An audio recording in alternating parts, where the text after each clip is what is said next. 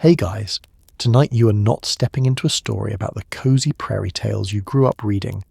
You are walking into a farmhouse in Mansfield, Missouri, where a 64-year-old woman is holding a letter that makes absolutely no sense, where every single word on the page is about to crack open a secret that will poison a mother-daughter relationship for the next 40 years, and where the fingerprints of betrayal are all over a manuscript that was never supposed to exist. Settle in. Get comfortable. Because you are about to live through the moment when Laura Ingalls Wilder discovers that her daughter has been rewriting her life, her memories, and her voice without asking permission. You're standing in the kitchen of Rocky Ridge Farm on a bitter February morning in 1931. Outside, the Great Depression has turned the entire country into a landscape of broken promises. Banks are closing their doors and locking out families who have nothing left. Farms are being auctioned off to strangers. The air smells like desperation, wood smoke, and the particular kind of fear that comes from watching your entire world collapse. Inside this cramped farmhouse, the unpaid bills are stacked higher than the firewood, and the silence between you and your husband has grown so heavy it feels like another person living in the house. Your name is Laura Ingalls Wilder. You're 64 years old. Your back aches from decades of farm work that never quite paid off. Your hands are rough and cracked from a lifetime of survival, from wringing out laundry in icy water, from milking cows before dawn, from kneading bread when there was barely enough flour to make it rise. 3 years ago, you believed you had one last chance to make money from the only thing you had left that was worth anything, your memories.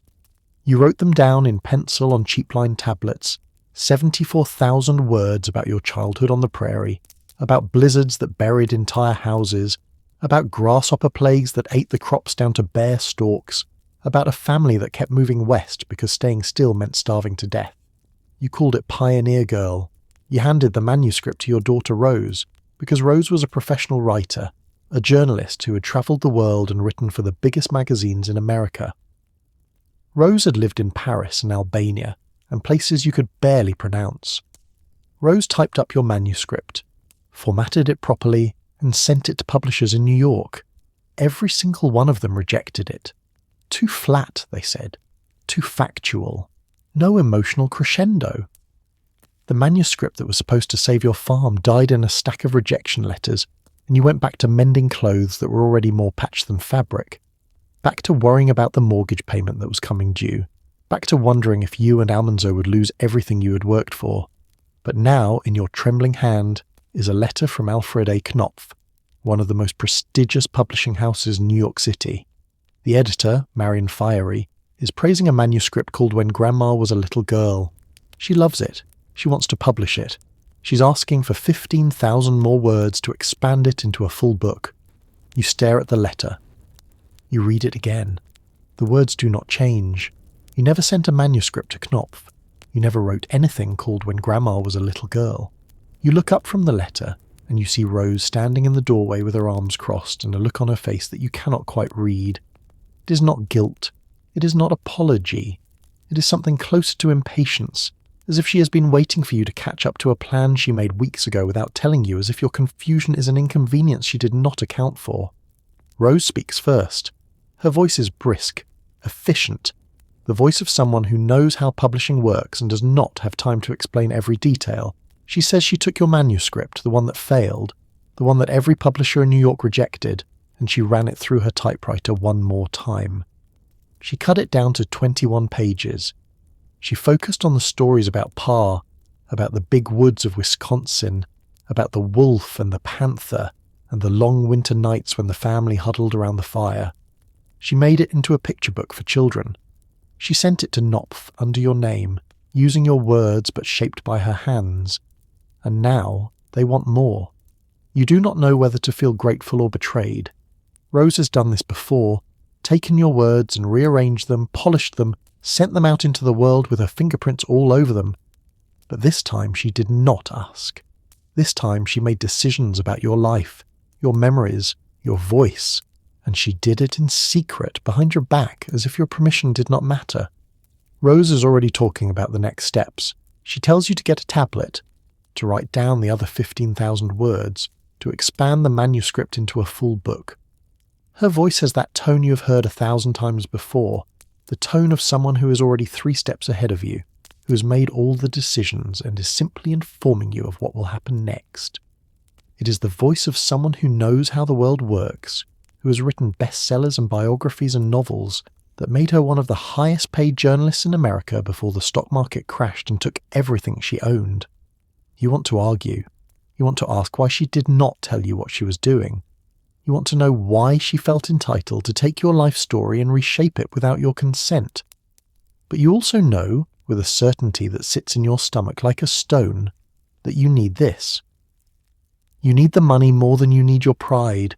Alamanso, your husband, can barely walk anymore.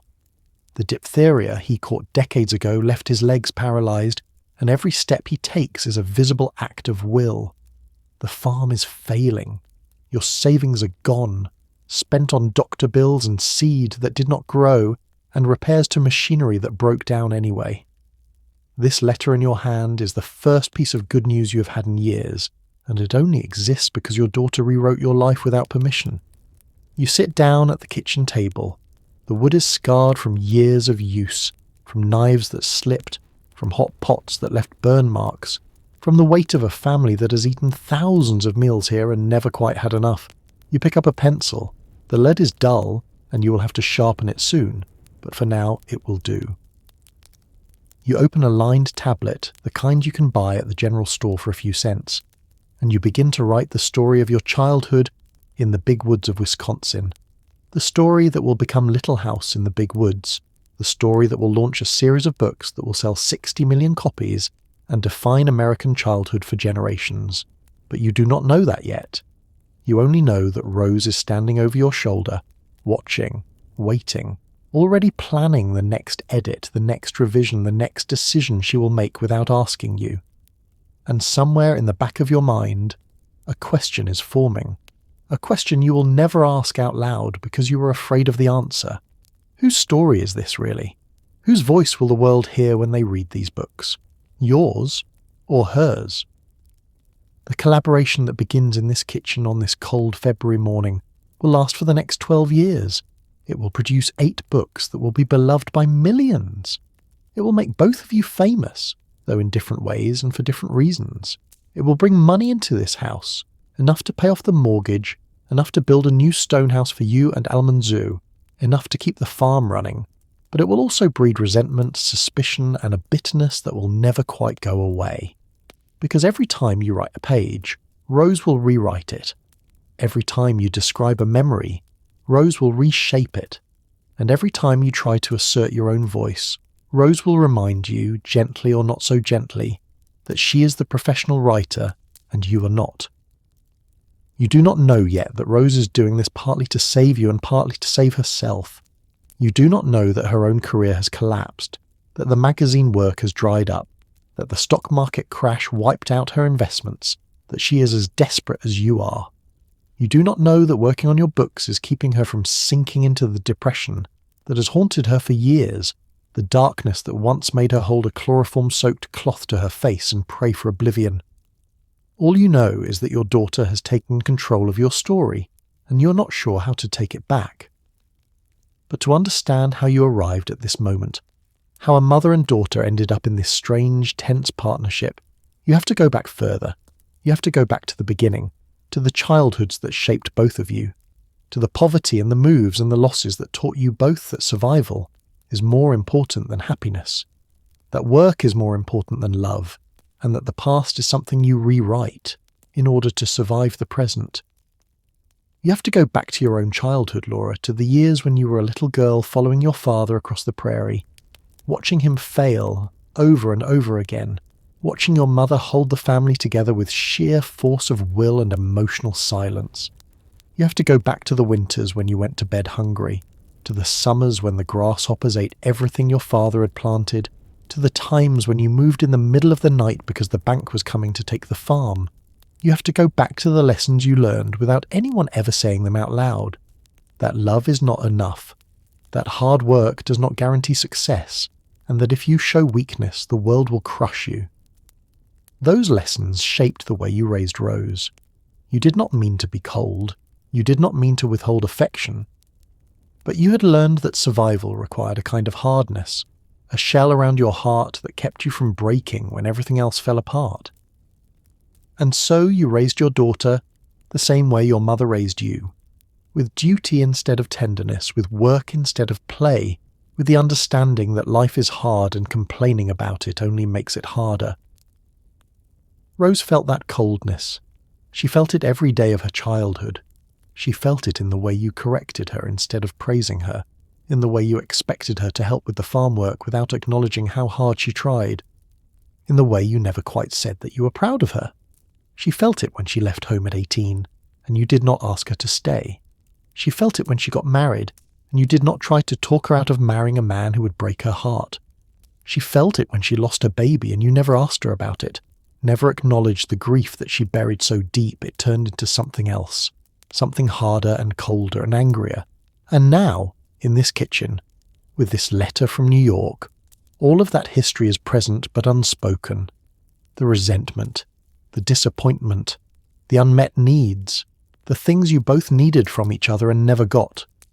It is all here, in the space between you, in the way Rose stands with her arms crossed, in the way you grip the pencil too tightly, in the way neither of you can quite look at the other. This collaboration will be many things. It will be a business arrangement, it will be a creative partnership, it will be a lifeline for both of you, but it will also be a continuation of the generational trauma that has defined your family for decades. The trauma that started with your parents and continued with you, and will reach its fullest expression in Rose, who will spend the rest of her life trying to escape the legacy you have given her, even as she helps you build it into something the world will love. And the question that neither of you will ever answer is this: can you create something beautiful out of pain? Can you turn suffering into art? Can you rewrite the past in a way that makes the present bearable? You're about to find out. You need to understand something about Laura Ingalls Wilder before you judge her as a mother, before you decide that she was too cold or too hard or too distant with Rose.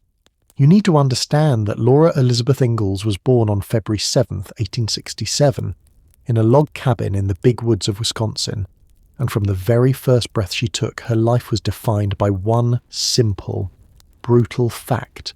Nothing was ever stable, nothing was ever safe, and survival required a kind of emotional numbness that would shape every relationship she ever had. Her father, Charles Ingalls, was a dreamer in the worst possible way. He was a man who believed that the next place would be better, that the next farm would finally pay off, that somewhere out there on the endless prairie was a piece of land that would make them rich. He was charming and musical and tender with his daughters, playing his fiddle by firelight and telling stories that made them feel safe even when they were not. But he was also a man who could not stay in one place, who could not accept failure, who kept moving his family west every time things got hard, dragging his wife and daughters across hundreds of miles of wilderness in a covered wagon, chasing a dream that never quite materialized. Her mother, Caroline Ingalls, was the opposite. She was practical, disciplined, and emotionally locked down in a way that Laura would later replicate with her own daughter. Caroline did not complain. Caroline did not cry. Caroline did not show fear or weakness, even when the family was starving, even when they were living in a dirt dugout with a roof made of prairie grass, even when her husband's latest scheme had failed and they had to start over again. She kept the house clean, she kept the children fed on whatever scraps were available, and she kept her feelings buried so deep that her daughters learned to do the same. This was the world Laura was born into. A world where love was demonstrated through survival, not affection. A world where moving west meant leaving behind everything you had built, everyone you knew, and starting over with nothing. A world where showing emotion was a luxury the family could not afford. By the time Laura was 2 years old, Charles had already moved the family from Wisconsin to Kansas, to a piece of land in Indian Territory that he did not legally own and could not legally claim. They built a house from scratch, planted crops, survived a prairie fire, survived a fever that nearly killed the entire family, and then the government ordered them to leave because white settlers were not allowed on that land. Everything Charles had built was abandoned. Every hour of labour was wasted. And the family packed up the wagon and moved again, this time back to Wisconsin, where they had to start over from nothing. Laura was too young to remember most of this, but her body remembered. Her nervous system remembered. The constant moves, the constant fear, the constant uncertainty taught her brain that the world was not safe, that stability was an illusion, and that the only person you could rely on was yourself. This is what trauma does to children. It does not wait until they are old enough to understand. It writes itself into their bones, into their reflexes, into the way they will approach every relationship for the rest of their lives. And the moves did not stop. When Laura was 7, Charles moved the family to Minnesota, to a farm near Walnut Grove. They lived in a dugout carved into the side of a creek bank, a house that was half underground where the walls were dirt and the ceiling leaked and the floor turned to mud when it rained. Laura learned to work. She learned to fetch water from the creek, to help her mother with the endless washing and cooking and mending, to take care of her younger sisters Mary and Carrie while her parents worked from dawn until dark trying to make the farm pay. And then, in 1874, when Laura was 7 years old, the grasshoppers came. You need to picture this moment, because this is the moment when Laura learned the lesson that would define her entire life. It is a summer day in Minnesota. The sun is bright and hot. The wheat fields are tall and golden, ready for harvest. This is the year that will finally save the family, the year when all of Charles's hard work will pay off, when they will have enough money to get through the winter without fear. Laura is standing in the doorway of the dugout, watching her father walk through the fields, checking the wheat, smiling because for once, just once, everything is going right. And then the sky darkens, not with clouds but with something else, something that makes a sound like distant thunder. Laura looks up and sees a black cloud moving across the sun, getting closer, getting louder, and then the grasshoppers arrive. Millions of them, billions of them, Rocky Mountain locusts, descending on the prairie in a swarm so thick that you cannot see the sky, cannot see the ground, cannot breathe without inhaling them. They land on the wheat and they begin to eat. They eat the wheat down to stubble. They eat the leaves off the trees. They eat the garden vegetables down to bare stalks. They eat the curtains in the house. They eat the clothes hanging on the line. They eat the leather straps on the wagon harness. They eat everything, and when they finally lift off and fly away 3 days later, there is nothing left. The crop is gone. The year's income is gone. The hope is gone. And Laura, standing in the doorway at 7 years old, watches her father sit down on the ground with his head in his hands, and she learns a lesson that will stay with her forever. Hard work means nothing if luck is against you. Effort does not guarantee success, and the only way to survive is to lock down your emotions, to stop hoping, to stop dreaming, and to focus on the work in front of you, because hope will only break your heart. Charles tries one more year in Minnesota. The grasshoppers come back. The crop fails again. And in 1876, when Laura is 9 years old, the family moves again, this time to Iowa, where Charles works odd jobs, and Laura's little brother Freddie is born and dies within a year. The baby is buried in an unmarked grave, and the family does not talk about it, does not acknowledge the grief, does not give Laura space to mourn because there is no time for mourning when you are fighting to survive. Laura learns another lesson. Loss is inevitable, and the only way to survive it is to pretend it did not hurt. The family moves back to Walnut Grove. Charles runs a butcher shop. It fails. They move again, this time to the Dakota Territory in 1879, to a town that does not exist yet, a town that will be called De Smet. Laura is 12 years old. She has lived in 6 different places in 12 years. She has watched her father fail over and over again. She has watched her mother hold the family together through sheer force of will and emotional repression. And she has learned, without anyone ever saying it out loud, that showing weakness is dangerous, that asking for help is shameful, and that the only way to survive is to bury your feelings so deep that you can pretend they do not exist. And then, in the Dakota Territory, when Laura is 13 years old, everything gets worse. Her sister Mary, the beautiful, obedient, perfect older sister, gets scarlet fever. The fever damages the nerves in her eyes. Mary goes blind, and suddenly the family dynamic shifts in a way that will define Laura's adolescence and set the pattern for how she will raise her own daughter. Laura becomes the caretaker. She becomes the responsible one. She becomes the child who has to sacrifice her own needs, her own education, her own childhood, to take care of everyone else. She describes things to Mary so Mary can picture them. She helps Mary learn to navigate the house without sight. She takes on extra chores so her mother can focus on Mary.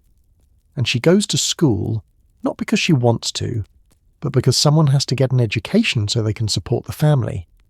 This is called parentification, the process by which a child is forced to take on adult responsibilities before they are developmentally ready. It is a form of trauma that does not look like trauma because it is framed as duty, as responsibility, as being a good daughter. But it steals childhood.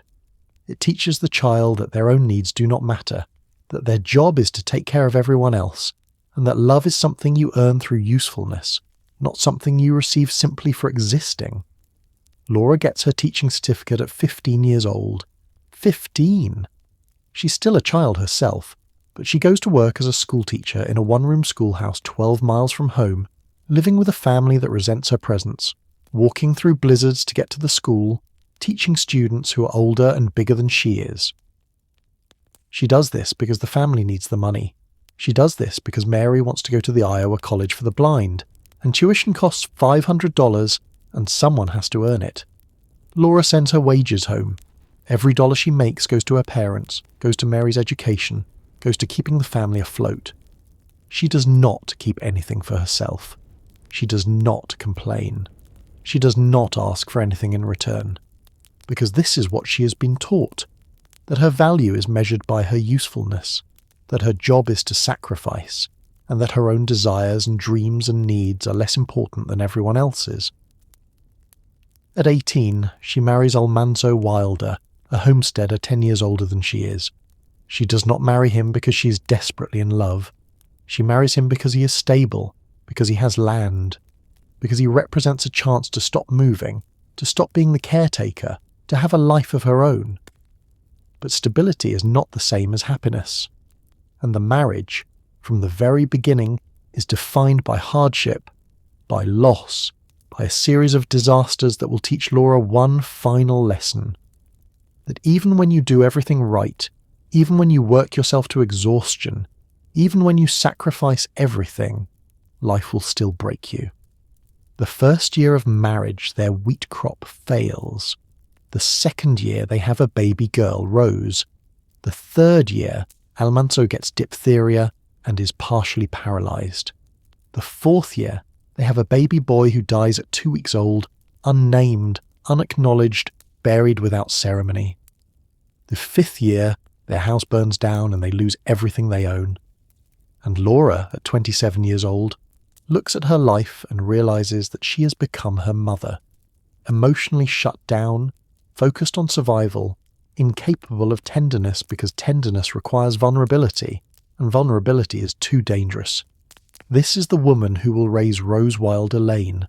This is the mother who will pass down the trauma, the emotional numbness, the belief that love is demonstrated through duty rather than affection.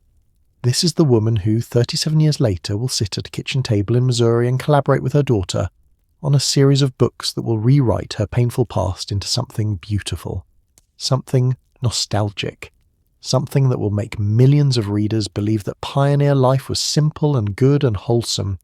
But before you can understand why Rose will resent her mother, why Rose will rewrite Laura's words, why Rose will refuse to have children of her own, you need to understand what Rose's childhood was actually like, what it felt like to be raised by a woman who had learned that love was dangerous and that survival required emotional silence. That is where we are going next. Rose Wilder is born on December 5th, 1886, in a claim shanty in the Dakota Territory, and from the moment she takes her first breath, she is born into a family that is already drowning. Her father, Almanzo, is a farmer who cannot stop failing. Her mother, Laura, is a woman who has learned that showing affection is a luxury she cannot afford. And Rose, the baby who is supposed to bring joy, who was supposed to make everything better, instead becomes one more burden in a household where survival takes every ounce of energy and there is nothing left over for tenderness. Picture this scene because this is where Rose's story begins, and this is where the seeds of her resentment are planted. It is winter in the Dakota Territory. The claim shanty is a single room, roughly 12 feet by 16 feet, with walls so thin that frost forms on the inside when the temperature drops. There is one window, one door, a stove in the centre that burns cow chips because firewood is too expensive. Laura is 20 years old, exhausted from childbirth, trying to nurse a baby while also cooking meals, washing clothes in water she has to haul from a well, and keeping the tiny house clean in conditions that make cleanliness almost impossible. Almanzo is 29, and he is already starting to understand that the land he homesteaded, the 160 acres he broke his back to claim, is not going to save them. The soil is thin, the weather is brutal, the wheat he plants keeps failing, either from drought or hail or early frost or some other disaster that feels personal. Feels like the universe has decided that Almanzo Wilder does not deserve success. And Rose is crying. She cries because she is cold. She cries because Laura's milk is not enough, because Laura is malnourished and stressed, and her body cannot produce what the baby needs. She cries because babies cry, because that is what babies do when they need something. But in this house, crying is not met with comfort. It is met with exhaustion, with frustration, with a kind of grim determination to keep the baby alive without acknowledging the emotional needs that come with keeping a baby alive. Laura does not pick Rose up when she cries unless it is absolutely necessary. Laura does not sing to her, does not coo at her, does not spend hours gazing into her face the way mothers are supposed to do. Because Laura has learned that emotional attachment is dangerous, that love makes you vulnerable, and that the only way to survive is to focus on the practical tasks in front of you. Feed the baby, change the baby, put the baby down, and get back to work. This is what attachment theorists call emotional neglect. It does not mean that Laura is cruel. It does not mean that Laura does not care. It means that Laura is incapable of providing the emotional attunement that babies need to feel safe, to develop secure attachments, to learn that the world is a place where their needs will be met. And Rose, lying in her cradle, crying into the silence, is learning the first lesson of her life, that her emotions do not matter, that her needs are an inconvenience, and that love is something you have to earn through obedience and usefulness. The disasters keep coming. When Rose is 1 year old, Almanzo gets diphtheria. The disease paralyzes his legs and leaves him with a disability that will affect him for the rest of his life. He can barely walk. He cannot do the heavy farm work that homesteading requires. And Laura, at 21, becomes the primary breadwinner, taking in sewing, trying to grow a garden, trying to keep the family afloat while also caring for a disabled husband and a toddler. When Rose is 2 years old, Laura gives birth to a baby boy. The baby is small, sickly, born too early or too weak or too something. He dies at 2 weeks old. Laura and Almanzo do not name him. They do not hold a funeral. They bury him in an unmarked grave on the prairie, and they do not talk about it. They do not grieve, at least not in any way that Rose can see. They simply keep working, keep surviving, as if the baby never existed. And Rose, at 2 years old, absorbs this lesson too, that loss is not acknowledged, that grief is not permitted, and that when bad things happen, you're expected to lock it down and move forward without complaint. When Rose is 3 years old, the house burns down. It happens in the summer of 1889. Laura and Rose are alone in the house when the fire starts, sparked by a problem with the stove or a chimney or something that will never be fully explained. The flames spread fast. Laura grabs Rose and runs outside, and they stand in the yard and watch everything they own turn to ash. The furniture, the clothes, the dishes, the few books they had, everything. They move in with neighbours. Then they move to Spring Valley, Minnesota to live with Almanzo's family. Rose is uprooted. taken away from the only home she has ever known, placed in a household full of strangers who speak a language she does not understand. Almanso's parents are French-Canadian, and they speak a mix of English and French, and Rose, at 3 years old, is expected to adapt, to be quiet, to not cause trouble.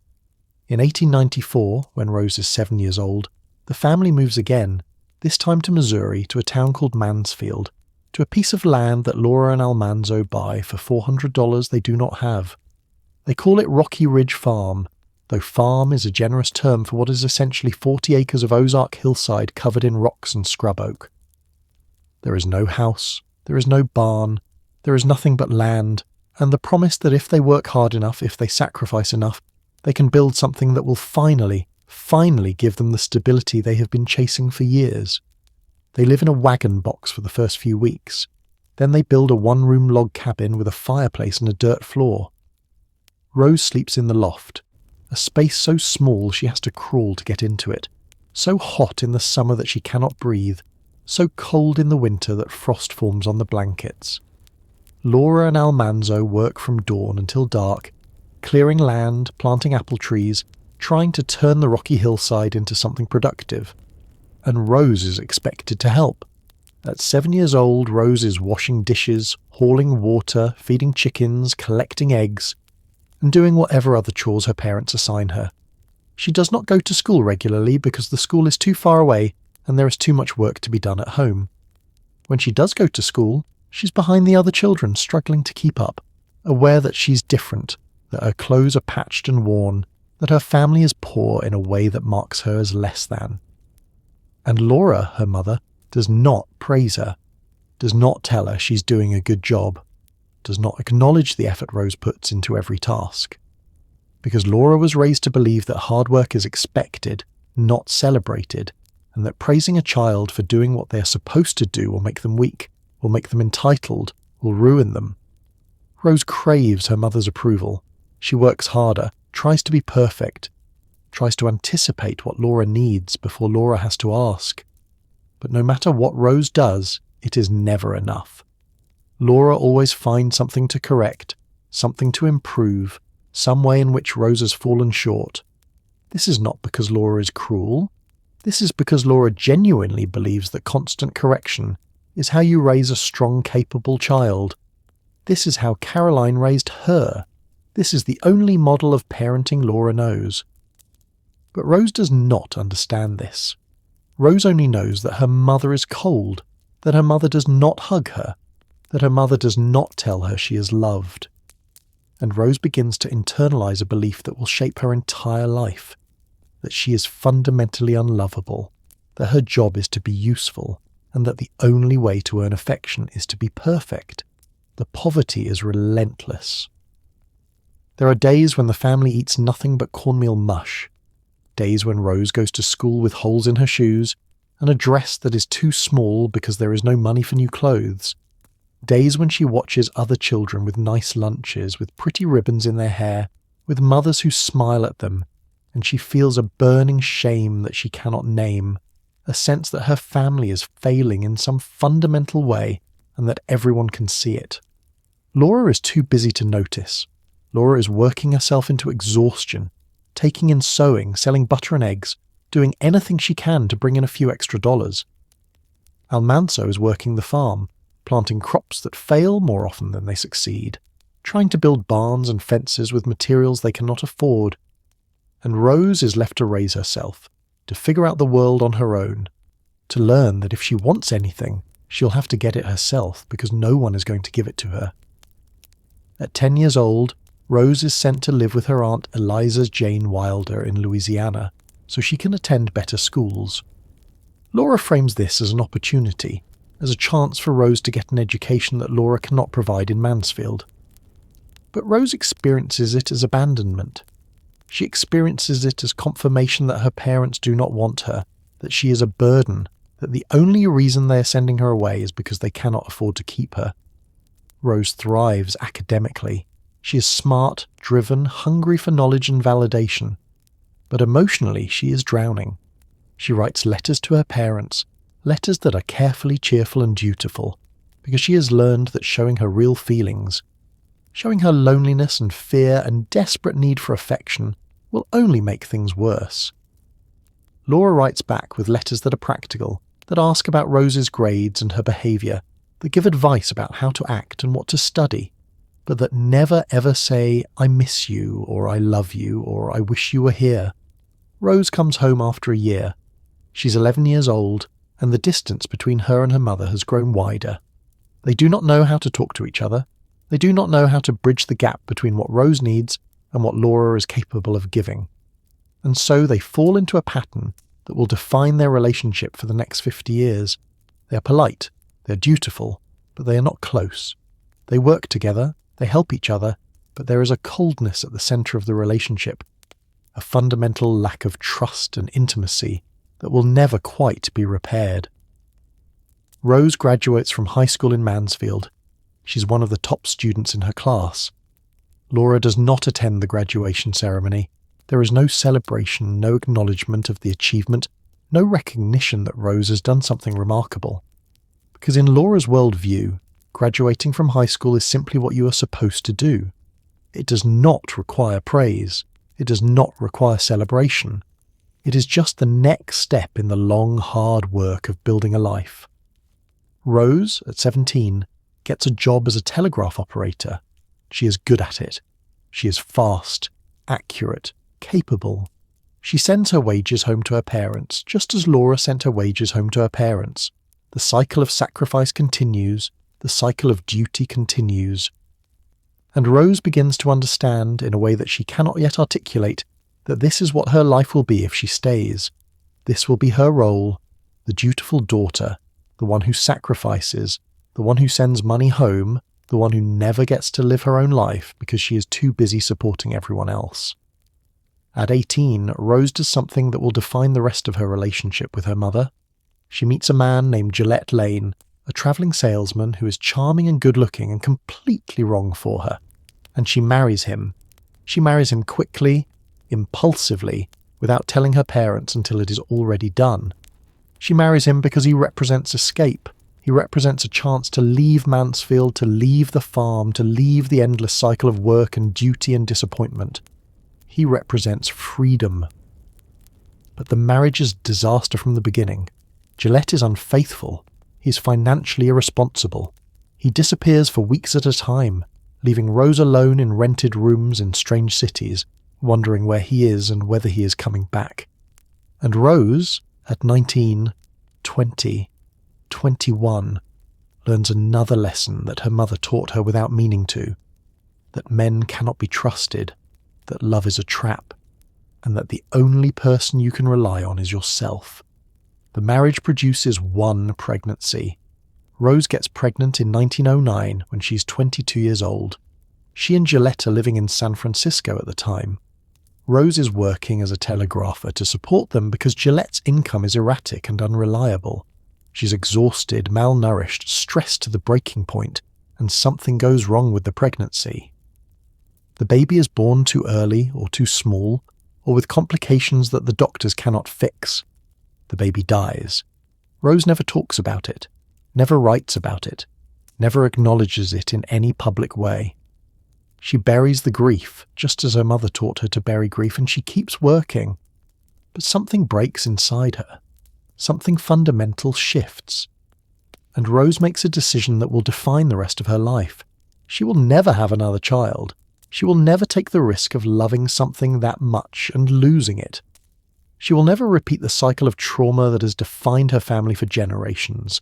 The generational line, the pioneer legacy, the Ingalls Wilder bloodline will end with her, and when her mother, decades later, asks why Rose never gave her grandchildren, Rose will not answer. Because how do you explain to your mother that you learned from her that love is dangerous, that attachment is painful, and that the only way to survive is to never let anyone close enough to hurt you? How do you tell your mother that her parenting, her coldness, her inability to show affection, taught you that being a mother is a trap, a prison, a guarantee of suffering? You do not. You stay silent, you change the subject, and you carry the resentment for the rest of your life. Rose Wilder Lane is 22 years old, living in San Francisco. and she's starting to understand that the freedom she thought she was chasing when she married Gillette Lane was actually just a different kind of prison. You need to picture her in this moment, because this is when Rose learns the lesson that will define every relationship she has for the rest of her life. That escape is an illusion, that you carry your damage with you wherever you go, and that marrying someone to get away from your mother does not fix the problems your mother created inside you. It is 1909. San Francisco has rebuilt itself after the earthquake and fire of 1906, and the city is alive with noise and energy and possibility. Rose is working as a telegraph operator at the Postal Telegraph Office, her fingers flying over the keys, translating dots and dashes into words, words into messages, messages into money that she desperately needs, because her husband cannot hold a job for more than a few weeks at a time. Gillette Lane is a travelling salesman. That is what he calls himself. What he actually is a man who is very good at talking his way into things and very bad at following through on anything. He sells insurance, or real estate, or whatever scheme he has convinced himself will make him rich this month. He is handsome in a way that makes women look twice. He is charming in a way that makes men want to buy him drinks. And he is utterly, completely unreliable in every way that matters.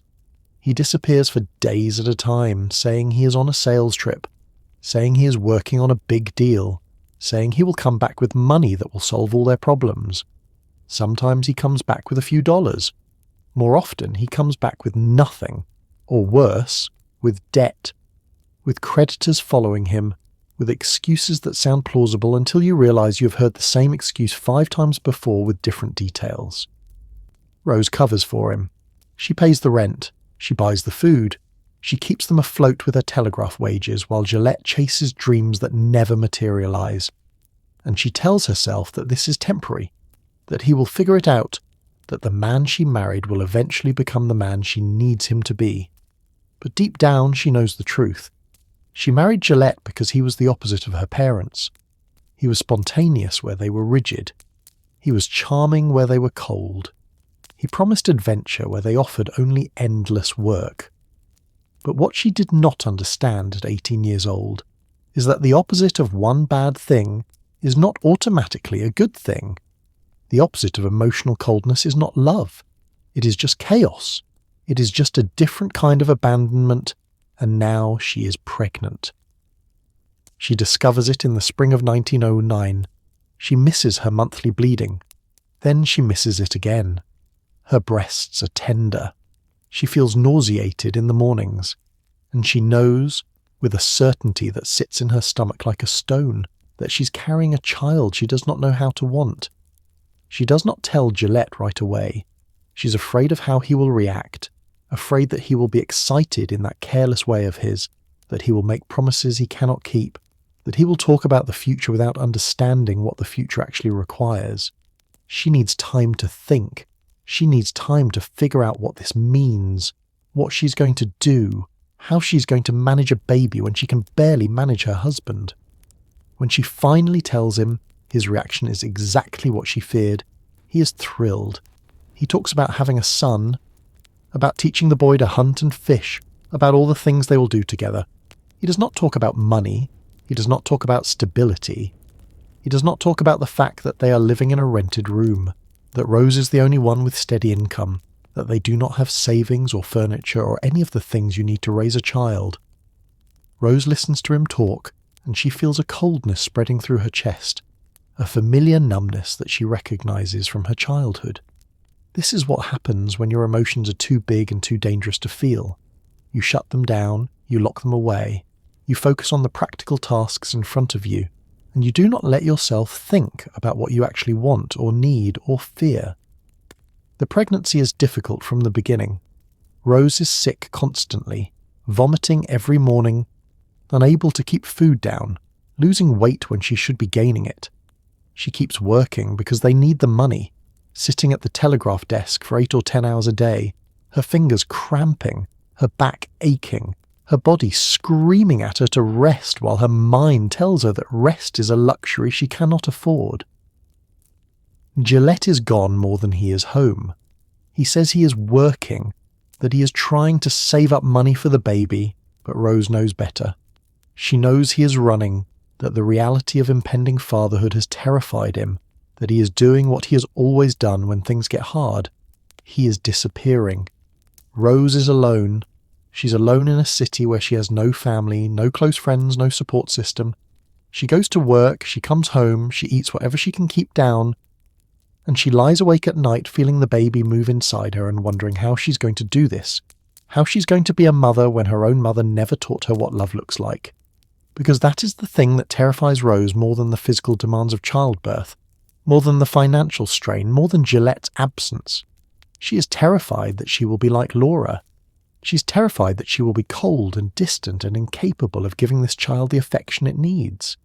She's terrified that the damage inside her is too deep, that the emotional numbness she learned as survival will make her a bad mother, will make her repeat the cycle of trauma that destroyed her own childhood.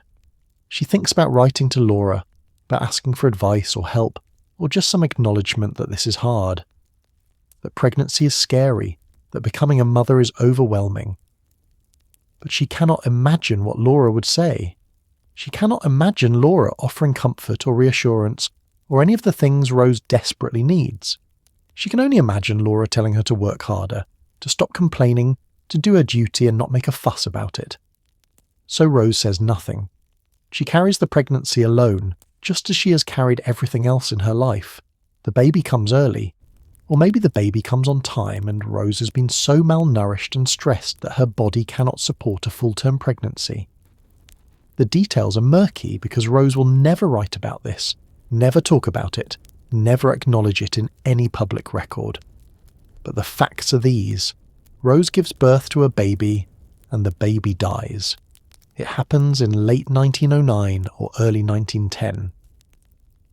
The exact date is lost to history because Rose erased it, buried it, refused to let it become part of her official story.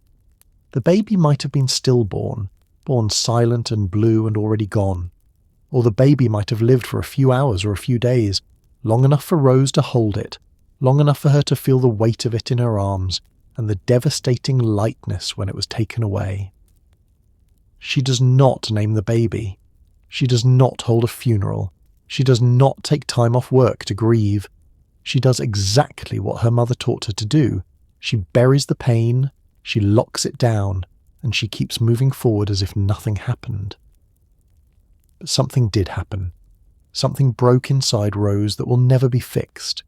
Because for 9 months, despite her fear and her doubt and her terror, she had started to imagine a different future.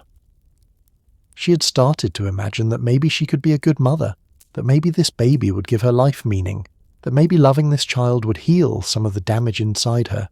And then the baby died, and Rose learned the final lesson in the curriculum of trauma her mother had been teaching her all along, that love is not redemptive, that hope is dangerous, and that the universe will punish you for wanting anything good. Gillette does not know how to handle grief. He's even more absent after the baby dies, disappearing for longer stretches, coming home drunk or not coming home at all. Rose does not blame him. Part of her is relieved that he is gone, that she does not have to perform normalcy for him, that she does not have to pretend she is okay when she is so far from okay that she does not remember what okay feels like. She goes back to work 3 days after the baby dies, maybe 4 days. The timeline is unclear because time stops making sense. When you are drowning in grief, you're not allowed to express. She sits at the telegraph desk and her fingers move automatically, translating messages, sending them out into the world, and she feels nothing. She's numb in a way that is deeper than sadness, in a way that is almost peaceful, because at least numbness does not hurt the way feeling would hurt. At night, alone in the rented room, she thinks about the baby. She thinks about what the baby would have looked like, what its voice would have sounded like, whether it would have had her eyes or Gillette's. She thinks about holding the baby, about nursing it, about all the things she'll never get to do. And then she forces herself to stop thinking about it, because thinking about it will drive her mad, and she cannot afford to go mad because she still has rent to pay and work to do, and a husband who will not take care of her. She thinks about her mother. She thinks about the baby boy Laura gave birth to and buried on the prairie without ceremony, without acknowledgement, without grief. She wonders if Laura felt what Rose is feeling now, this howling emptiness, this sense that something vital has been ripped out of you and the world expects you to pretend you are still whole. She wonders if Laura ever let herself cry, ever let herself acknowledge the loss, or if Laura just did what she always did, locked it down and kept working. Rose wants to hate her mother for teaching her this. She wants to blame Laura for raising her in a way that made her incapable of asking for help, incapable of expressing emotion, incapable of doing anything except suffering in silence and pretending everything is fine. But she cannot quite manage hatred because hatred requires energy, and Rose has no energy left. Instead, Rose makes a decision. She makes it consciously, deliberately, with full understanding of what it means. She will never have another child. She will never take the risk of loving something that much and losing it again. She will never go through pregnancy, childbirth, and the terror of watching a baby's chest rise and fall and wondering if this breath will be the last one. She will never be a mother. This decision will define the rest of her life. It will shape her relationships, her career, her sense of self. It will make her throw herself into her work with a ferocity that will make her one of the highest paid writers in America. It will make her travel the world, seeking experiences and adventures that fill the hole inside her without requiring the kind of vulnerability that motherhood would demand. It will make her, decades later, refuse to answer when Laura asks why there are no grandchildren. Because how do you explain to your mother that you learned from her that motherhood is a guarantee of suffering? The marriage to Gillette limps along for a few more years, but it is already dead. Rose knows it. Gillette probably knows it too, though he is too much of a coward to admit it. They stay together out of inertia, out of the social pressure that says divorce is shameful, out of a mutual inability to figure out what else to do. But the love, if there ever was love, is gone. The hope, if there ever was hope, is gone. What remains is two damaged people living in the same space, barely speaking, barely looking at each other, united only by their shared failure to build the life they thought they wanted. Rose pours everything into work. She gets promoted. She becomes one of the best telegraph operators in San Francisco, fast and accurate and utterly reliable. She saves money. She reads everything she can get her hands on. She teaches herself to write, practicing on scraps of paper in her spare time, sending out articles to newspapers and magazines under a pseudonym because she's afraid of failing, afraid of being rejected, afraid of wanting something and not getting it. And slowly, painfully, she begins to build a new identity. Not Rose Wilder Lane, the failed wife and failed mother. Not Rose Wilder Lane, the daughter of poor farmers from Missouri, but Rose Wilder Lane, the writer, the journalist, the woman who will travel the world and interview famous people and make a name for herself that has nothing to do with her family, nothing to do with her past, nothing to do with the baby she buried and never named. She does not know yet that she will become famous. She does not know that she will write best-selling novels, that she will make enough money to buy her parents a house, that she will become a political thinker whose ideas will influence a generation of libertarians. She does not know that 30 years from now she will sit with her mother and rewrite Laura's childhood into a series of books that will define American nostalgia. All she knows right now is that she survived. She lost everything that mattered and she survived. And survival, as her mother taught her, is the only thing that counts.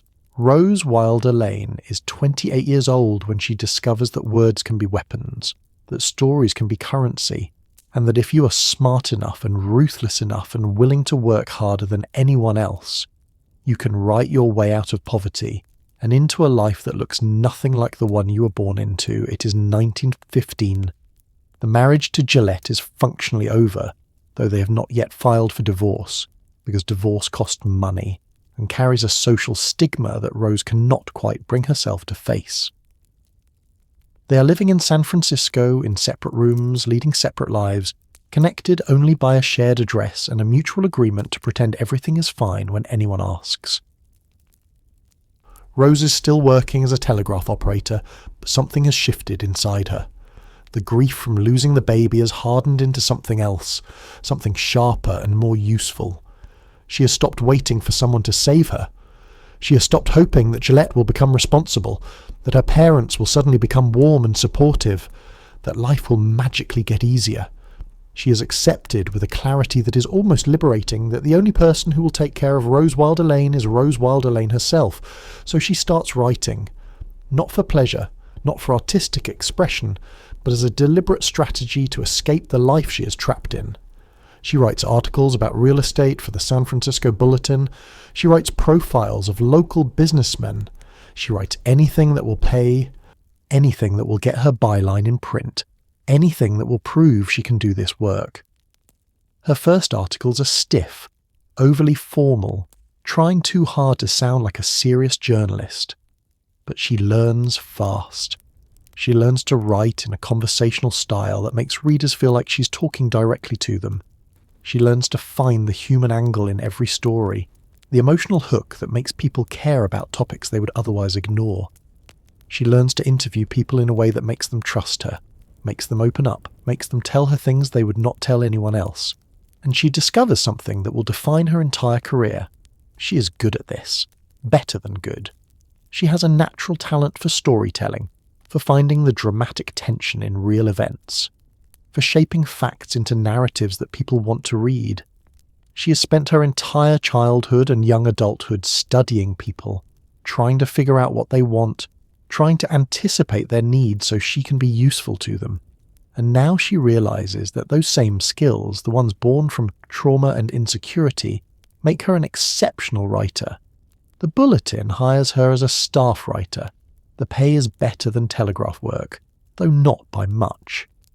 But it is the first time in Rose's life that she has done something that feels like hers, something that is not about duty or survival, or making someone else happy. Writing is a skill that belongs to her, that cannot be taken away, that gives her power in a world where women have very little power.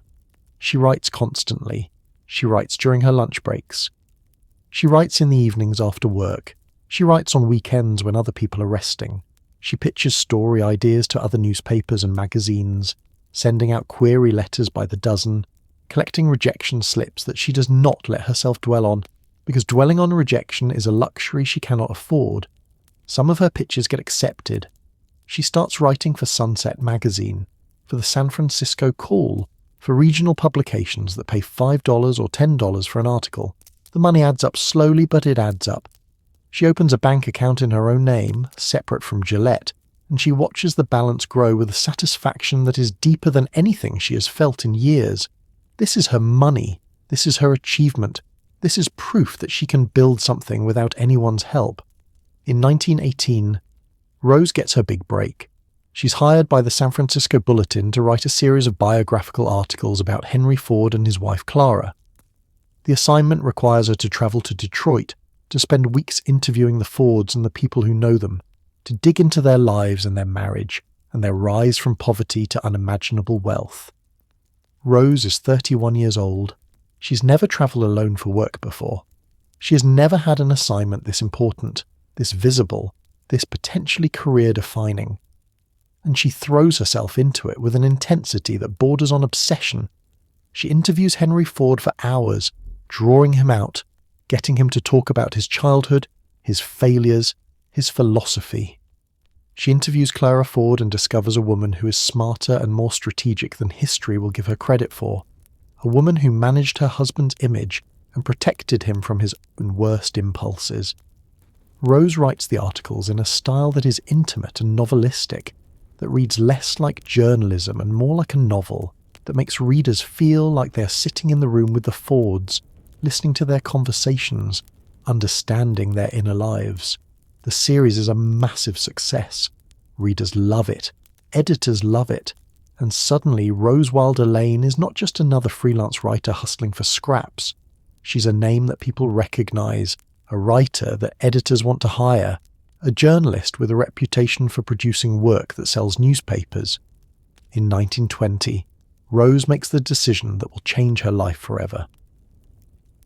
She leaves San Francisco, she leaves Gillette, filing for divorce and walking away from the marriage without looking back. She leaves the United States and sails to Europe as a freelance writer for the American Red Cross and later for various magazines and newspapers that will pay her to send back stories from abroad. She's 33 years old, and for the first time in her life, she is completely free. No husband, no parents depending on her, no obligations except the ones she chooses to take on. She has money saved from her writing. She has skills that are portable. She has nothing tying her down and an entire world that she has only read about in books. She travels to Paris, to Albania, to Poland, to Iraq, to places that most Americans, especially most American women, will never see. She interviews politicians and refugees and soldiers and ordinary people whose lives have been shattered by World War I. She writes about poverty and displacement and the struggle to rebuild after catastrophic loss. She writes with an empathy born from her own experiences of poverty and trauma, and her articles resonate with readers back home who are trying to understand what the war meant, what it cost, what comes next. She lives cheaply, staying in boarding houses and cheap hotels, eating street food, spending her money on travel and experiences rather than comfort. She learns to speak French, then Albanian, then fragments of a dozen other languages. She learns to navigate foreign cities alone, to negotiate with hostile bureaucrats, to charm her way into interviews with people who do not want to talk to journalists. And she discovers something that surprises her.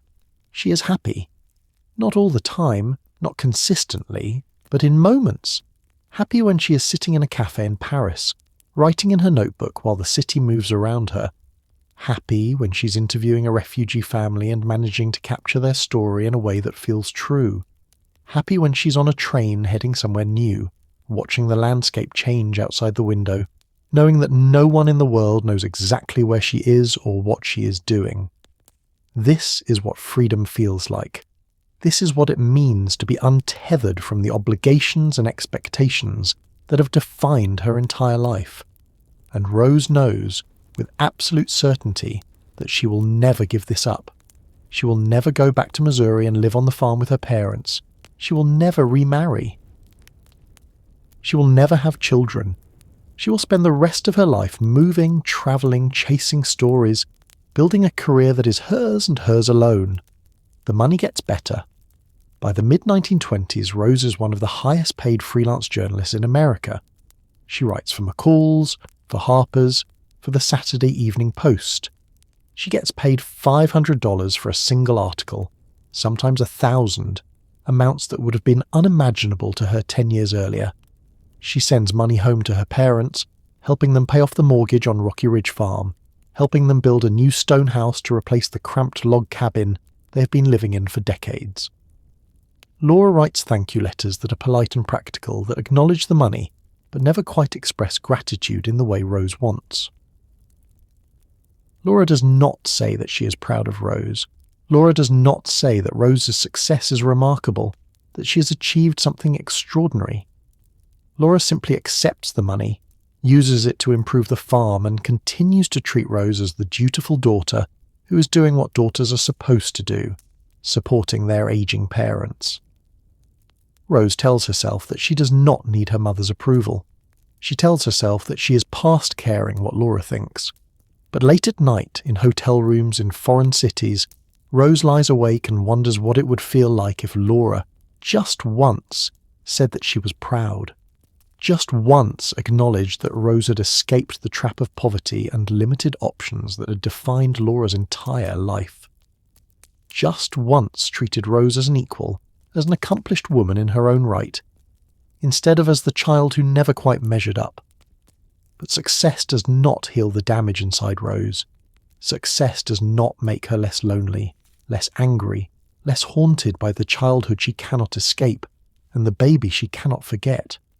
Success is a distraction, a way to stay busy enough that she does not have to think about the emptiness at the centre of her life. But the emptiness is still there, waiting for her in the quiet moments, in the spaces between assignments, in the early morning hours when she wakes up in yet another anonymous hotel room and cannot remember for a moment where she is or why she's there. In 1926, Rose has what she will later describe as a nervous breakdown. The details are unclear because Rose is as private about her mental health as she is about everything else that matters. But the facts are these. She is in Paris, she's alone, and something inside her collapses. The depression that has been lurking at the edges of her life for years finally swallows her whole. She stops writing. She stops leaving her apartment.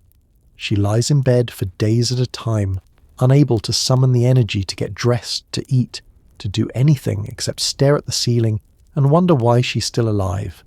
She thinks about the baby she lost. She thinks about the marriage that failed.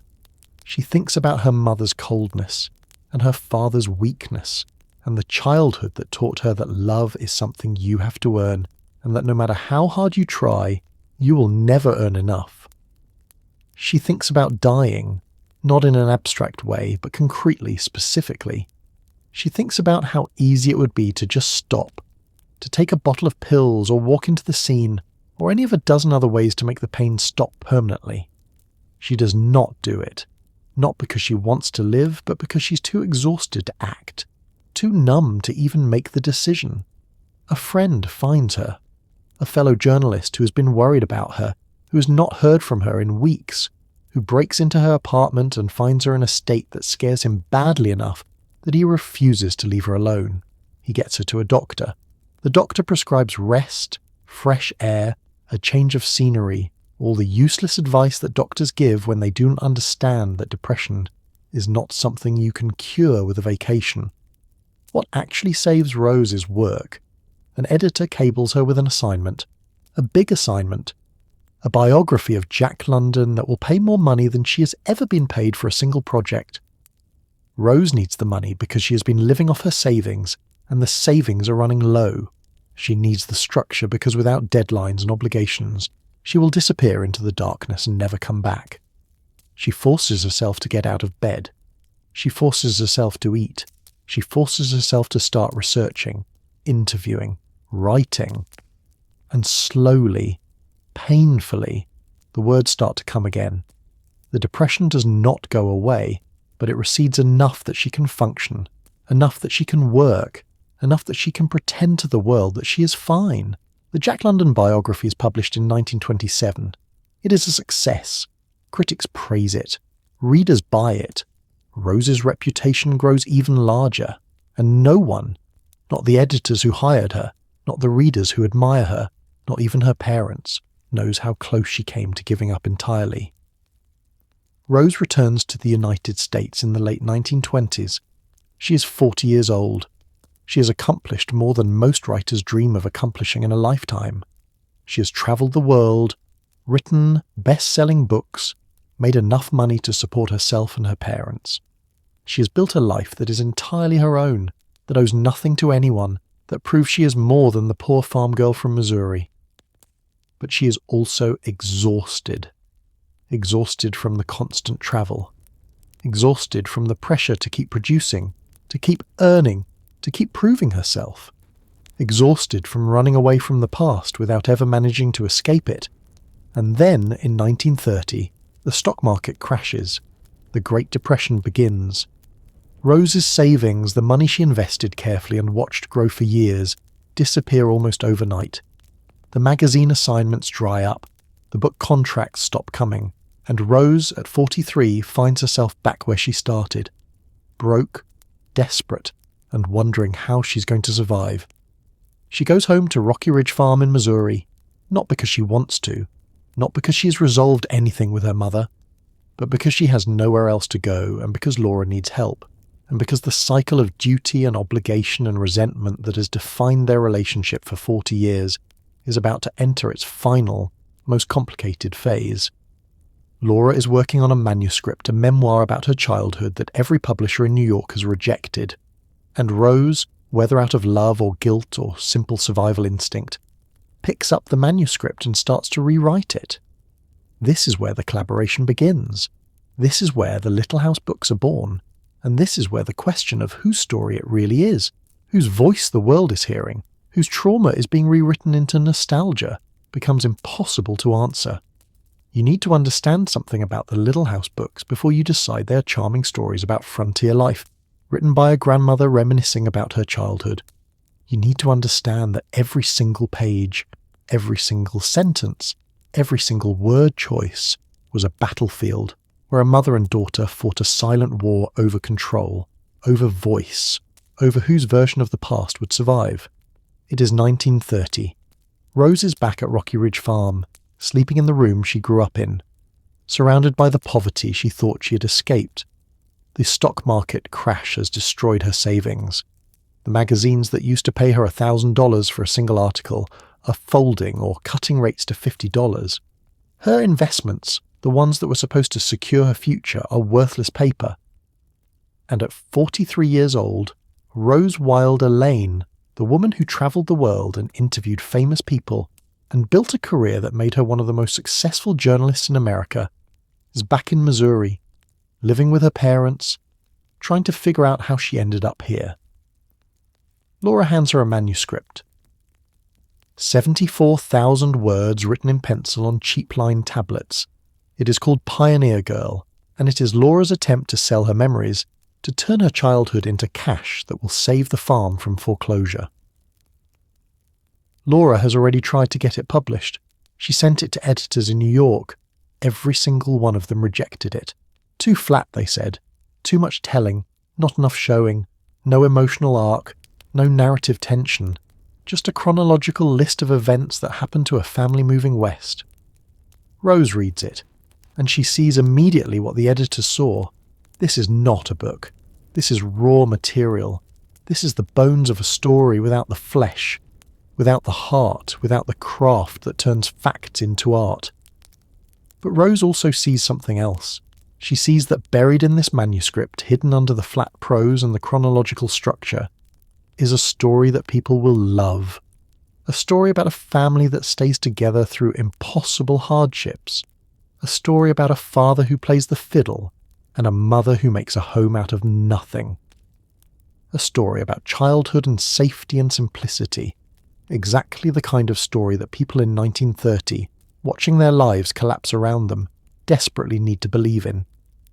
Rose tells Laura that she can fix it. She can take this manuscript and turn it into something publishable, but it will require major changes. It will require cutting most of the manuscript down, focusing on a single period of Laura's childhood, adding emotional depth and sensory detail and narrative structure. It will require, in other words, Rose rewriting Laura's words in a way that makes them sellable. Laura agrees. She has no choice. She needs the money, and Rose is the professional writer, and this is how publishing works. You do not send in a rough draft and hope for the best. You polish it until it shines.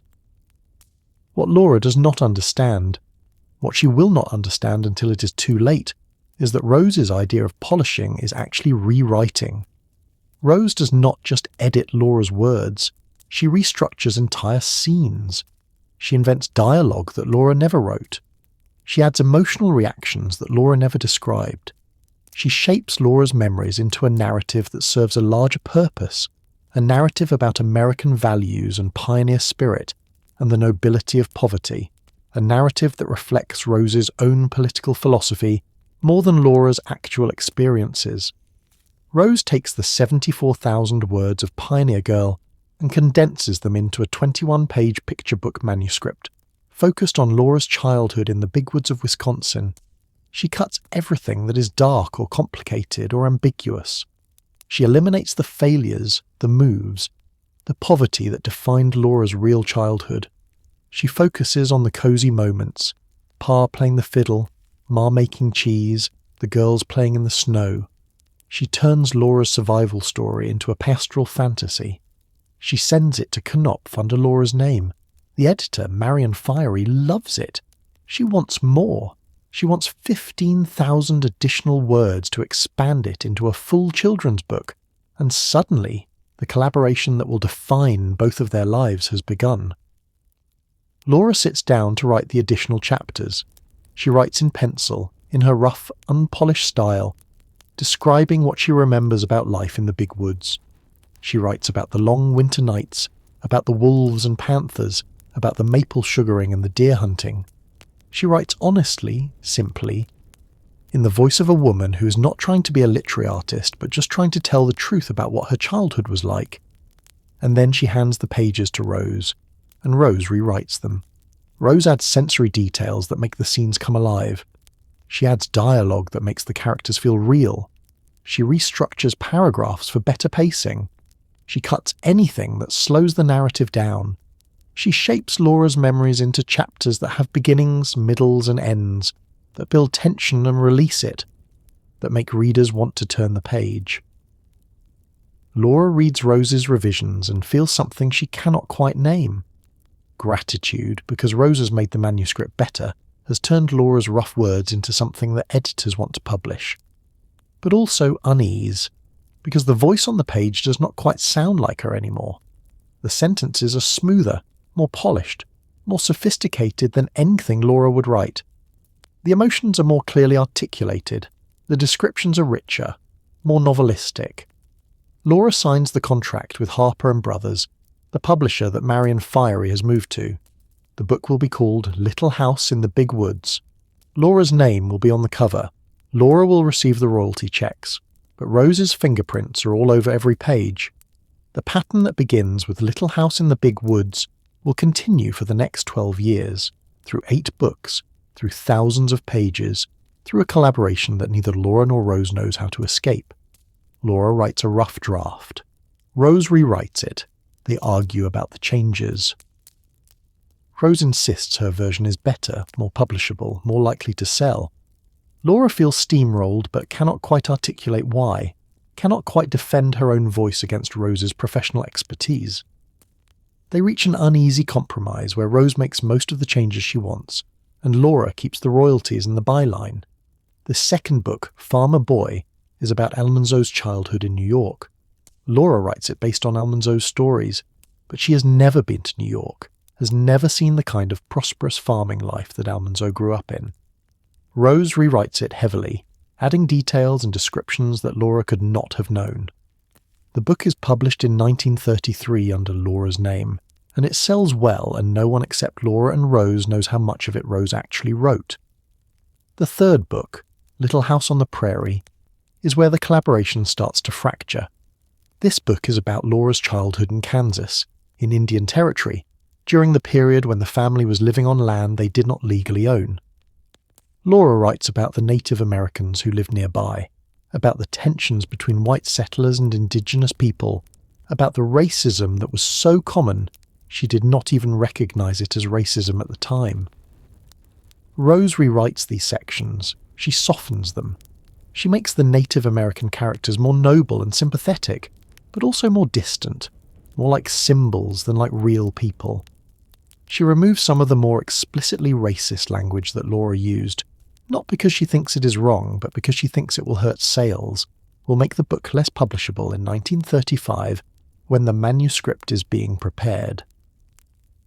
Laura reads Rose's revisions and argues back for the first time. She says that this is not how it was, that Rose is changing the truth, that the book is supposed to be about Laura's real experiences and not some prettified version that makes white settlers look better than they actually were. Rose says that no one wants to read the ugly truth. Rose says that readers want comfort, want nostalgia, want to believe that the past was simpler and better than the present. Rose says that if Laura wants these books to sell, if she wants to make money and save the farm, she needs to let Rose do her job. Laura backs down. She always backs down. Because Rose is the professional writer, because Laura needs the money, because the power dynamic between them has always been tilted in Rose's favour, and Laura does not know how to fight back without risking everything. The fourth book, On the Banks of Plum Creek, is about the years in Minnesota, about the grasshopper plagues and the dugout and the poverty that Laura is finally starting to write about honestly. Rose tones it down. Rose adds scenes of family togetherness that balance out the hardship. Rose makes sure that every chapter ends on a hopeful note, that even when things are terrible, the reader knows that the Ingalls family will survive and stay together. Laura writes the fifth book, By the Shores of Silver Lake, about the move to Dakota Territory, about Mary going blind, about Laura becoming the eyes for her sister. This is the book where Laura finally starts to assert her own voice, where she pushes back against Rose's rewrites more forcefully. She insists on keeping certain scenes the way she wrote them. She argues that the emotional truth matters more than the narrative polish. Rose and Laura fight. Not openly, not with shouting or slammed doors, but with the cold, passive-aggressive warfare that families who do not know how to communicate directly have perfected over generations. Rose sends pages back covered in red ink. Laura ignores some of the changes. Rose rewrites them again. Laura complains in letters to her editor that Rose is changing things without permission. Rose complains to anyone who will listen that Laura is being difficult, that Laura does not understand how publishing works, that Laura should be grateful for all the help Rose has given her. The 6th book, The Long Winter, is about the blizzards of 1880 to 1881, about the months when the family nearly starved, about the darkness and cold and desperation that Laura has never fully written about before. Rose tries to soften it, tries to add more scenes of hope and resilience. Laura refuses. Laura insists that this book needs to show how hard it really was, how close they came to dying, how terrifying that winter actually felt. They reach a compromise. The book is darker than the previous ones, more honest about hardship, but Rose still adds structure and pacing and dialogue that makes it readable, that turns survival into story. By the time the 7th book, Little Town on the Prairie, is being written in 1941, Rose and Laura are barely speaking to each other. The collaboration has become a source of resentment for both of them. Laura feels that Rose has stolen her voice, has turned her memories into something slick and commercial that does not quite tell the truth. Rose feels that Laura is ungrateful, that Laura does not appreciate the hours and hours Rose has spent rewriting Laura's rough drafts, that Laura wants all the credit and none of the responsibility for making the books actually good. But they cannot stop. The books are successful. The money is coming in.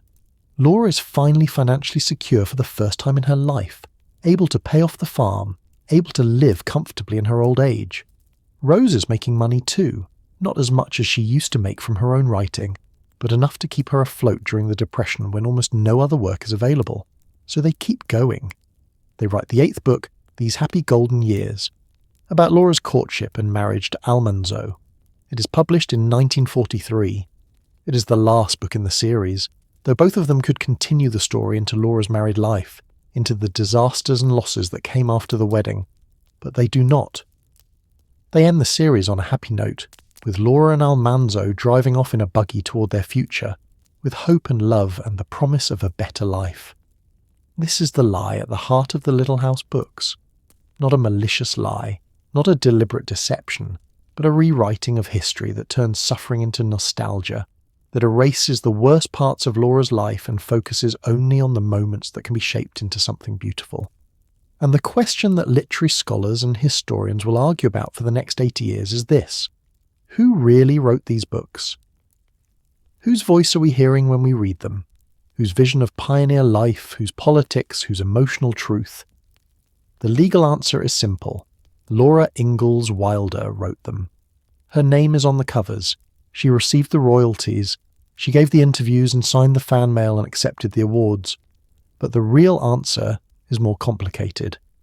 Rose rewrote every single manuscript. Rose added dialogue and descriptions and emotional reactions that Laura never wrote. Rose shaped the structure, the pacing, the narrative arc. Rose's political philosophy, her libertarian belief in self-reliance and individual freedom, is woven throughout the books in ways that Laura never intended. So who wrote them? Both of them. Neither of them. Laura wrote the memories and Rose wrote the books, and the line between the two is so blurred that it becomes impossible to separate them.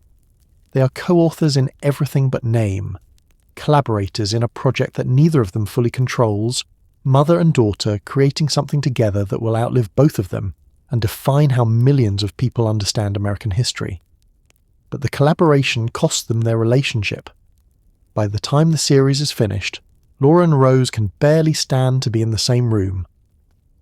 Rose moves away from Rocky Ridge Farm, first to Connecticut, then to other places, always running, always searching for something she cannot name. Laura stays on the farm, living off the royalty checks, answering fan mail from children who love the books and have no idea how much pain went into creating them. They will never resolve it.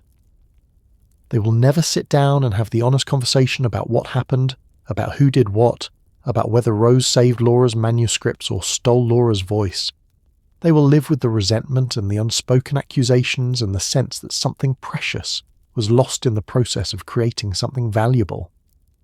And when Laura dies in 1957 at 90 years old, Rose will go through her mother's papers and find drafts, manuscripts, notes that show just how much of the Little House books were Laura's original words.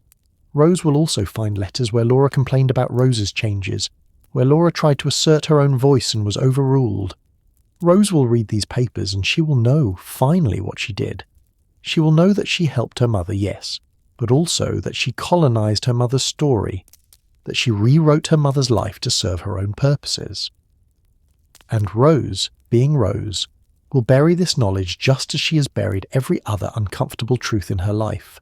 She will maintain, until she dies in 1968, that she was just an editor, just a helper, that the books were entirely Laura's creation. She will never admit how much of herself she put into those pages, how much her own trauma and philosophy and voice shaped the stories that millions of people believe are pure historical truth. The generational trauma that started with Carolyn Ingalls, that passed to Laura, that shaped Rose, ends here. It ends in a series of books that rewrote suffering into nostalgia, that turned poverty into pastoral beauty, that erased the worst parts of pioneer life and left only the parts that could be sold to children. And the question that neither Laura nor Rose ever answered is this: was it worth it? Was the money worth the resentment? Was the success worth the loss of authenticity? Was creating something beautiful worth destroying the relationship between a mother and daughter who never learned how to love each other in the way both of them desperately needed? Rose Wilder Lane is 70 years old in 1956, living alone in a house in Danbury, Connecticut, and she has made peace with exactly one thing in her entire life: the decision to never have children. You need to understand that this was not a passive choice, not something that just happened because circumstances did not align. This was a deliberate, conscious decision that Rose made after losing her baby in San Francisco in 1909, a decision she renewed every single year for the next 47 years, a decision that people kept asking her to explain and that she refused to discuss, because how do you explain to strangers that you learned from your own mother that motherhood is a trap that destroys women? People asked her constantly, especially after the Little House books became famous, after millions of children fell in love with Laura's stories and wanted to know about Laura's family. Readers wrote letters asking about Laura's grandchildren. Journalists asked Rose in interviews why she never had children. Distant relatives made comments at family gatherings about what a shame it was that Rose never gave Laura the joy of grandchildren. Rose never answered honestly. She deflected. She made jokes. She said that she was too busy travelling, too focused on her career, that she never met the right man after her divorce from Gillette. She said everything except the truth, which was that she looked at her own childhood and decided that the cycle of trauma would end with her, that the pattern of emotional coldness and parentification and duty instead of love would die when she died. Laura asked her about it once, only once. It was sometime in the late 1930s, after the Little House books had been published and were selling well, after Rose had helped Laura achieve financial security and a kind of fame that Laura never expected. They were sitting on the porch at Rocky Ridge Farm, and Laura, in her 70s by then, said something about how she always thought she would have grandchildren, how she imagined what it would be like to have little ones running around the farm the way Rose used to run around. Rose did not answer directly. She changed the subject. She talked about a new article she was writing or a trip she was planning, and Laura, being Laura, did not push. Laura accepted the deflection because Laura did not know how to have difficult conversations, did not know how to ask the real question underneath the surface question, which was, did I fail you so badly as a mother that you cannot imagine being a mother yourself? The answer was yes, but Rose never said it out loud, and Laura never asked clearly enough to force an answer. Rose spent the last decades of her life writing, travelling, and becoming increasingly isolated. She wrote novels that never achieved the success of the Little House books. She wrote political essays arguing for libertarianism, for individual freedom, for the idea that government was the enemy of human flourishing. She became a minor celebrity in conservative political circles, a woman whose ideas would influence thinkers and politicians for generations after her death. But personally, she was alone. She had friends, yes, but no intimate relationships. She had admirers, but no one who truly knew her. She had built a wall around herself so thick that no one could get through it, and by the time she was in her 70s, she did not remember how to let anyone in even if she wanted to. She thought about the baby sometimes, the one she lost in San Francisco. She wondered what the baby would have looked like, whether it would have been a boy or a girl, what kind of person it would have become. She wondered if she would have been a good mother or if she would have repeated all of Laura's mistakes, passing the trauma down one more generation, creating another damaged child who would spend their life trying to escape the legacy of emotional coldness. She told herself that she made the right choice, that ending the generational line was an act of mercy rather than cowardice.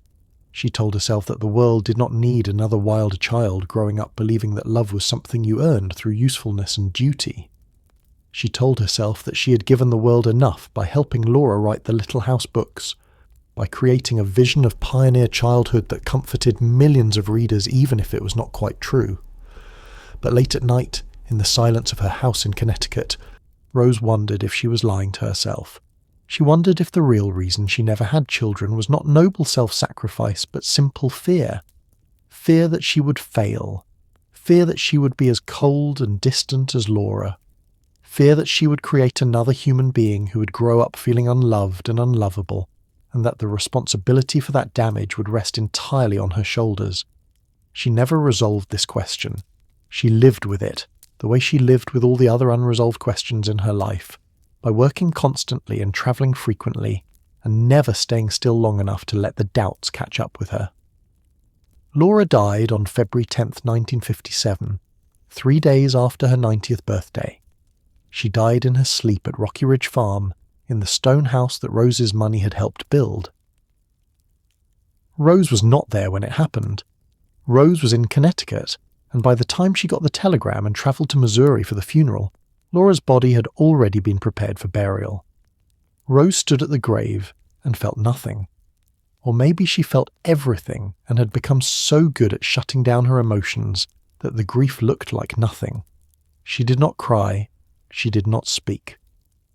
She stood with her hands folded, staring at the coffin, and thought about all the things she and Laura never said to each other, all the conversations they never had, all the opportunities for honesty and connection that they let slip away because neither of them knew how to be vulnerable with the other. After the funeral, Rose went back to Rocky Ridge Farm to sort through Laura's belongings. This is when she found the papers, the drafts, the manuscripts, the letters that Laura had saved for decades hidden in drawers and boxes never shown to anyone. Rose sat at Laura's desk and read her mother's original drafts of the Little House books. She saw, in black and white, how much she had changed them. She saw Laura's rough, simple prose and remembered how she had rewritten every sentence, how she had added dialogue and descriptions and emotional depth that Laura never intended. She saw entire scenes that she had invented, conversations that never happened, details that came from her imagination rather than Laura's memory. And for the first time, Rose understood what she had done. She had not just edited Laura's work, she had colonized it. She had taken Laura's voice and replaced it with her own, taken Laura's memories and shaped them to serve Rose's vision of what pioneer life should mean. She had helped Laura, yes, but she had also erased Laura, writing over her mother's words in a way that meant the world would never know what Laura's unfiltered voice actually sounded like. Rose found letters that Laura had written but never sent. Letters to editors complaining about Rose's changes. Letters to friends expressing frustration that Rose was rewriting the books without permission. Letters that showed Laura had tried to fight back, had tried to assert her own authorship, and had been overruled or ignored or dismissed because Rose was the professional and Laura was not. Rose read these letters, and she felt something that might have been guilt, or might have been grief, or might have been the delayed recognition of a harm she had been inflicting for decades without fully understanding it. She sat in Laura's house. surrounded by Laura's things, and she realised that she had done to her mother exactly what Laura had done to her. She had taken control, had made decisions without asking permission, had treated Laura as if her feelings and preferences did not matter as much as Rose's expertise. The cycle had continued. The pattern of dominance and submission, of one generation controlling the other, of love expressed through duty rather than respect, had played out in their collaboration exactly as it had played out in their relationship. And now Laura was dead, and Rose would never have the chance to apologise or explain or ask forgiveness, or even just acknowledge what had happened between them. Rose packed up the papers. She kept some. She destroyed others. She made decisions about what would be saved for posterity and what would be erased, exercising one final act of control over Laura's story. She told herself she was protecting Laura's legacy, protecting the Little House books from academic scrutiny that might diminish their value. But she was also protecting herself, making sure that the full extent of her rewriting would not be immediately obvious, that she could maintain the fiction that the books were entirely Laura's creation. Rose left Rocky Ridge Farm and never went back. The house was sold. The farm that Laura and Almanzo had worked for decades, the land that represented their entire life's achievement, passed into other hands. Rose did not fight to keep it. She did not want it. It represented a past she had spent her entire adult life trying to escape, and now that Laura was gone, there was no reason to maintain any connection to it. Rose lived for 11 more years after Laura's death. She continued writing, though less prolifically than before. She continued travelling, though her health was failing, and the trips became shorter and less ambitious. She continued corresponding with readers who loved the Little House books, always careful to deflect any questions about her own role in creating them. In 1965, when Rose was 78 years old, a researcher named William Anderson began investigating the Little House books, trying to understand how they were written, who contributed what. He wrote to Rose asking for information. Rose wrote back with polite, vague answers that revealed nothing of substance. She said that Laura wrote the books and Rose merely offered editorial suggestions, nothing more. She said that the books were entirely Laura's vision and voice, and that Rose's role was minimal. This was the story Rose maintained until she died. This was the legacy she chose to leave, a version of history that erased her own contributions, that protected Laura's reputation at the expense of Rose's own recognition, that continued the pattern of self-sacrifice and invisibility that had defined Rose's entire relationship with her mother. Rose died on October 30th, 1968, at the age of 81. She died of a heart attack in her home in Danbury.